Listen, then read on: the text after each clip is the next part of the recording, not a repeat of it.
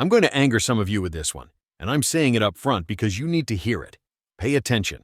What the Trump administration is saying and what the Department of Justice is arguing are two different things. That split is documented. We're stepping into a legal fight that could reshape firearms dealing. If you care about the Second Amendment or fairness, stay with me.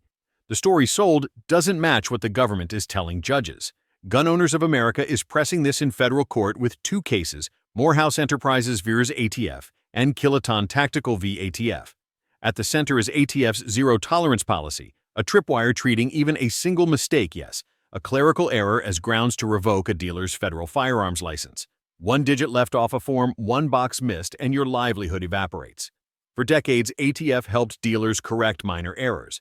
This policy flipped the script and turned fallibility into a death sentence for small shops. Here's the part that should make your head snap. DOJ said it repealed the Biden-era zero-tolerance rule on April 7, 2025. That's the official line. Yet in court, the DOJ is still defending the policy against GOA. In public, they say the agency was truly weaponized, and enforcement surged. In court, they say zero tolerance never hurt anyone, and inspectors had discretion. You can't hold both stories without admitting someone is lying to gun owners. GOA didn't ask for a press release. They asked for something really real. They pushed for tangible action so the next appointee can't resurrect the scheme. Instead, the government is trying to dismiss the suits as moot after a repeal, dodging any ruling. Then came the record-scratch claim the government said the Second Amendment does not additionally protect the right of FFLs to sell firearms. Strangle the supply chain, and you don't need a ban. Pam Bondi either doesn't understand what her litigators are filing or she's complicit. We are too far into this administration for her not to know what the DOJ is saying in court. If that's true, she should be replaced. If it's the president, he's failing too. Even ATF's acting director, Daniel Driscoll, admitted dealers were penalized for honest mistakes, like forgetting a license number on a form. Yet the DOJ now claims none of that happened. That is government gaslighting. GOA's reply lays it out plainly. This wasn't mere enforcement. It was final agency action that rewrote the statute. By law, ATF can revoke a license only if a violation is willful. Congress put that word there to protect businesses from being crushed over innocent errors. The policy treated certain violations as inherently willful, which is strict liability. Inspectors described having their hands tied if a listed violation appeared. Revocation was truly automatic, even when the facts showed no willfulness. And this isn't theoretical. Cut off dealers, and you cut off the right. In 4 years under Biden, the number of gun dealers dropped by about 11%. DOJ waves a big figure over 130,000 active FFLs as if that ends the story, but most aren't storefronts. Many are collectors or home-based operations. The real storefronts, the places where people shop, plummeted. Morehouse burned time and money fighting revocation, only for ATF to admit the violations weren't willful. Punishment was the process and the intimidation that comes with it. Now the fight is at the 8th Circuit Court of Appeals, where GOA asks the court to reverse the dismissal and declare ATF's zero-tolerance rule illegal. A win would block agencies from sidestepping Congress with memos posing as law, and recognize that throttling the supply chain is as unconstitutional as banning the product. Chevron deference is gone, yet the government is defending the indefensible.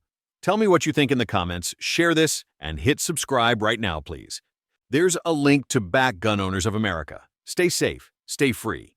The Department of Justice keeps playing both sides of the fence, and it's the kind of behavior that should make every American furious. In public, they hold press conferences saying they've repealed zero tolerance and that they recognize the ATF overstepped. They try to reassure dealers that things are different now. But the minute the cameras are gone, their attorneys march into court and insist nothing was ever wrong, no harm was done, and the policy didn't target unintentional mistakes. That is the definition of duplicity, and people paying attention can see the cracks wide open. Gun Owners of America made it clear in their briefs that the government cannot just walk away with a shrug after 4 years of crushing small businesses. The lawsuits matter, because without a court ruling, there is nothing to stop the same abusive policy from rising again under a future president or even under this one. A press release or a memo is meaningless when livelihoods are at stake. Only a legal decision can tie the hands of bureaucrats who have shown they are eager to stretch their authority until it snaps. The case of Morehouse Enterprises v. ATF is the perfect example of what this fight is really about. Morehouse is a small shop in North Dakota, the kind of local business that has served its community for years. They ended up in the crosshairs of ATF inspectors over issues that were clerical, not criminal. Instead of working with them to fix the errors, ATF tried to yank their license. Backed by Gun Owners of America and the Gun Owners Foundation, Morehouse stood their ground. They fought not only for themselves, but for thousands of similar dealers across the nation. Because if ATF could railroad them, no one was safe. Then you have Kiloton Tactical v. ATF, another front in the same war. Different shops, same nightmare. These are not giant corporations with teams of lawyers and endless funds. These are everyday Americans trying to earn an honest living, suddenly treated like criminals for paperwork. The heavy hand of government doesn't fall on the big players nearly as hard as it falls on the mom-and-pop shops. And that is the point, because shutting down local gun stores makes firearms harder to access, which in turn shrinks the exercise of the Second Amendment. That's why GOA has been hammering away at this issue. They see the broader picture. The Second Amendment is not only about owning a gun, it is about having a functioning marketplace where citizens can obtain them legally. If the government can throttle the supply chain by revoking licenses left and right, then they don't need to pass an outright ban. They simply dry up access until freedom is a hollow shell. Imagine if the government shut down 11% of churches in 4 years. Imagine if they padlocked 11% of bookstores or libraries. People would be rioting in the streets, yet when it happens to gun dealers, officials shrug and say it's fine because there are still some left. The double standard is glaring. Congress wrote the law to require willfulness before a license can be revoked.